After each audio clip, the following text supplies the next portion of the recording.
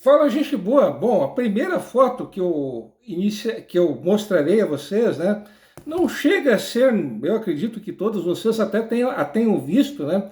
É uma foto até bem, desculpem, né? É uma foto até bem conhecida, né? Essa foto aqui, ó. Opa, assim. Eu acredito que agora vocês a estejam vendo, né? Essa foto aqui que eu estou mostrando, tá? Ela é de 1969, tá? De novo, só um instante. Essa foto aqui, como eu estava dizendo, ela é de 1969. Então vocês podem reparar, né, o primeiro prédio que aparece em destaque, o prédio que aparece em destaque, tá? É o prédio da torre. Obviamente vocês já perceberam que prédio é esse, né? O prédio que durante muito tempo abrigou a sede da prefeitura de Joinville, né? Repetindo, essa foto é de 1969, né? Como vocês puderam reparar, né? Não tem nenhum carro ali, é só gente andando de bicicleta, é só gente andando de bike, né? Bom, andando de Zica, falando em bom joinvilês, né? Bom, eu acredito que vocês conheçam a história desse prédio, né? Esse prédio, ele é de 1954, né? A princípio ali funcionava ao mesmo tempo uma revendedora e uma oficina da Ford, né? Esse prédio, né? A princípio, ele pertencia a um imigrante libanês chamado João Buatin, né? O João Buarque, ele morava em Blumenau e ele era dono de uma rede de concessionárias da Ford. Esse prédio ele foi do João Buarque, ali funcionou essa oficina barra concessionária da Ford até 1968. Em 1969, esse prédio ele foi servir de alojamento para a delegação de Joinville durante os Jogos Abertos, né, que aconteceram aqui em Joinville, repetindo isso, em 1969. E após ter sido uma revendedora de carros, barra oficina, né, e ter servido de alojamento de atletas, né, entre 1971 e 73, esse prédio que vocês viram ali, ele por incrível que pareça, ali funcionou a rodoviária, né, em caráter temporário. Repetindo, isso entre julho de 71 e novembro de 73, pasmem, aquele prédio que vocês viram, ali chegou a ser a rodoviária de Joinville, por incrível que pareça, tá? E de 1974 até outubro de 96, ali funcionou a sede, como todos vocês se recordam, ali funcionou a sede da prefeitura, tá? Bom, eu tinha mencionado, né, cheguei a comentar no vídeo anterior, né, que nesse local, né, daquele prédio, cuja história eu contei para vocês agora bem rapidamente, né, ali nos primórdios de Joinville, ali funcionou uma olaria, né. Bom, praticamente todos os noruegueses que fundaram Joinville, né, eles acabaram ficando aqui pouquíssimo tempo. Bom, 9 desses poucos noruegueses que se radicaram em Joinville, eles acabaram se unindo, formando uma cooperativa, e essa cooperativa, eles, né, em regime cooperativista, eles acabaram criando uma olaria, né? Essa olaria, né, que funcionava naquele local, que eu acabei de mostrar a vocês, tá? Ela pertenceu aos noruegueses até março de 1852, tá? Ali existia um sobrado, tá? E um misto de moradia, né, com olaria, né? E em março de 1852, o nosso amigo Beno, né, o Benão da Massa, o Beno von Frankenberg, Ludwigsdorff, tá? O Benão da Massa, vou chamar apenas de Beno, tá? O nosso amigo Beno, ele pagou 800 mil réis por essa olaria, ele acabou adquirindo essa olaria, e além da olaria, ali também funcionava uma planta, ali também existia uma plantação de cana-de-açúcar, né? Então ali era um misto de olaria, de um empreendimento industrial com um empreendimento rural, né? Eram as duas coisas, tá? E até o fim da vida, caso não esteja enganado, o nosso amigo Beno viveu ali, nesse local, tá?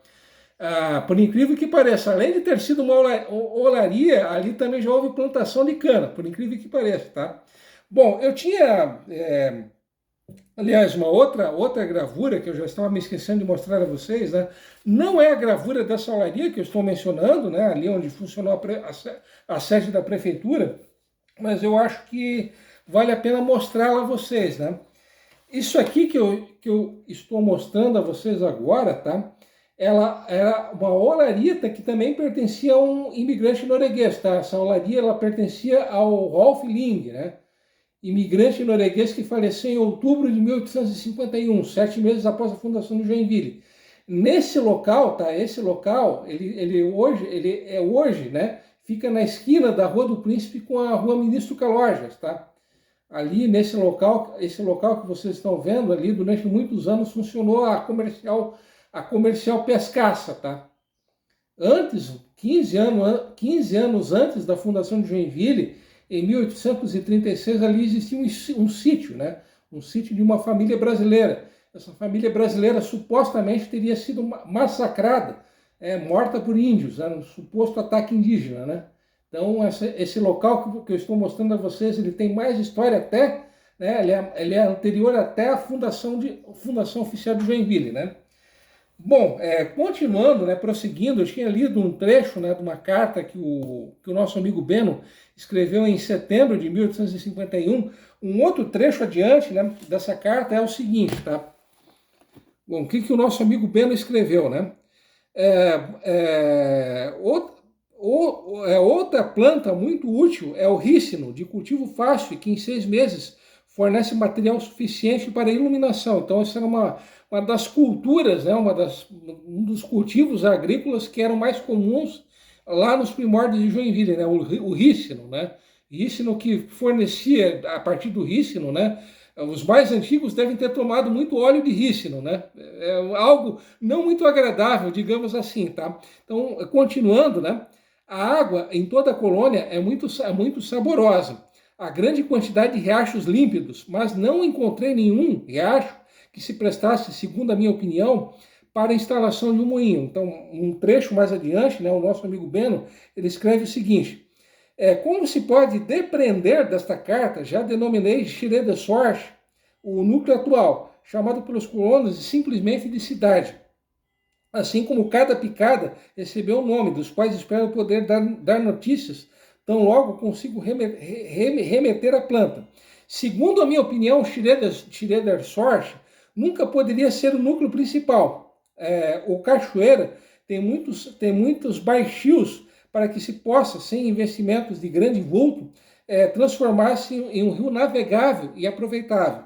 Espero poder anexar a área projetada para executar meu plano. Então isso vai de encontro, né, ao que eu tinha comentado no vídeo anterior. A princípio, pelos planos iniciais da sociedade hamburguesa, existiriam 2 cidades. Uma delas teria o centro, né, o centro dessa cidade, planejada pela sociedade hamburguesa, seria onde hoje é o bairro Bucarém, tá? Só que o Beno, né, o nosso amigo Beno, ele acabou unificando os 2 projetos, né, e acabou transformando esses 2 projetos em um só, a colônia Dona Francisca, que obviamente hoje é Joinville, né? Num outro trecho dessa carta, o nosso amigo Beno, tá, ele escreve o seguinte, tá? A ponta extrema do ângulo formado pelo Cachoeira e Bucarém é alagada pela ação da maré alta. O solo não parece ser pantanoso e alguns rios acima, a pouca distância, há alguns bons atracadouros. Minha intenção é mandar examinar a área partindo da citada ponta e, caso seja suficientemente seca, desmatar e queimar entre 80 e 100 morgos. Né?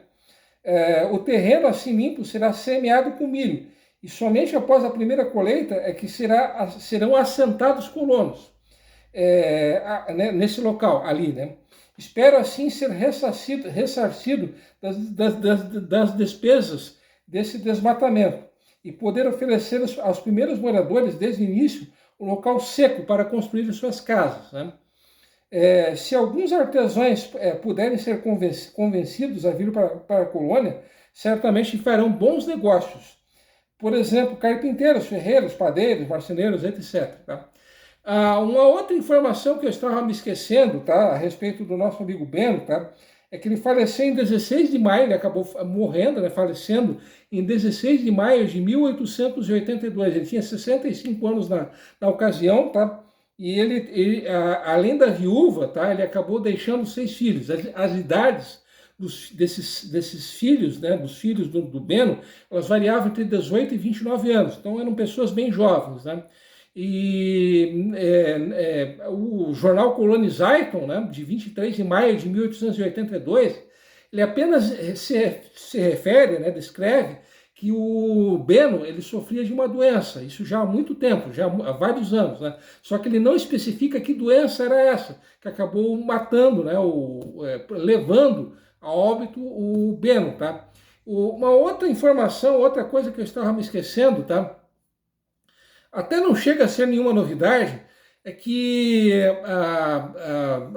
existe um estado, né, um dos estados que formam a Alemanha, é o estado de Schleswig-Holstein, né? De 1460 até 1864, essa região, que hoje é esse estado que eu mencionei, ele pertenceu à Dinamarca, só que os moradores, né, eles não se consideravam dinamarqueses, os moradores, as pessoas que viviam nessa região, tá?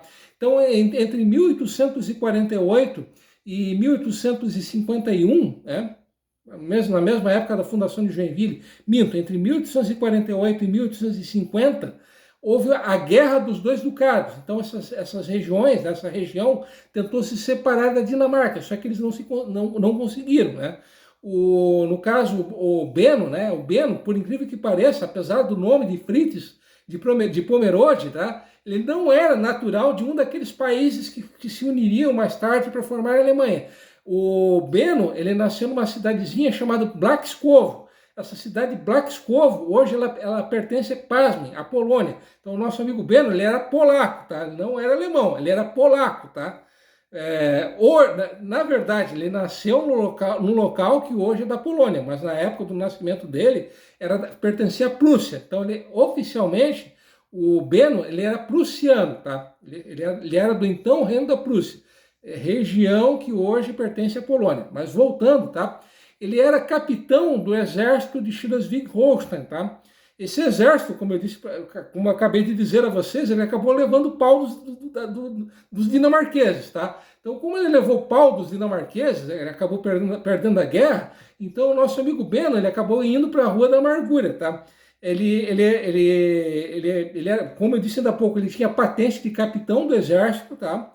E ele acabou recebendo uma espécie de uma indenização, de uma aposentadoria, só que entre aspas, aposentadoria que ele recebia era um valor bastante irrisório.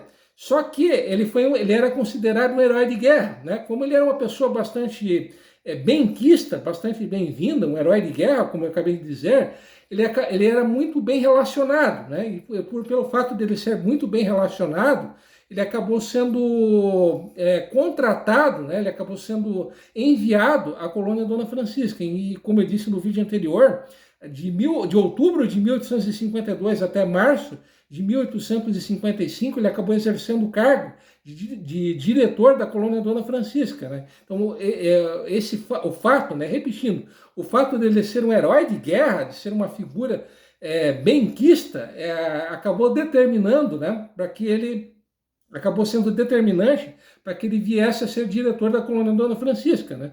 Então, se ele fosse um soldado, alguém que não tivesse tido destaque durante essa guerra, né, essa guerra contra a Dinamarca, possivelmente hoje não existiria Joinville. Não seria exagero nenhum afirmar que Joinville não existiria. Repetindo, a intenção da sociedade hamburguesa era que existissem duas cidades.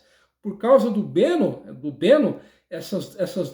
esse projeto acabou sendo unificado. Então, ao contrário do que previa a sociedade hamburguesa, não surgiram duas cidades, mas apenas uma cidade, obviamente Joinville, né? Bom, como esse vídeo já está um saco, já está longo e tudo mais, tá? Então, no vídeo seguinte, mais curiosidades a vocês, tá? Então, um abração e até lá, beleza?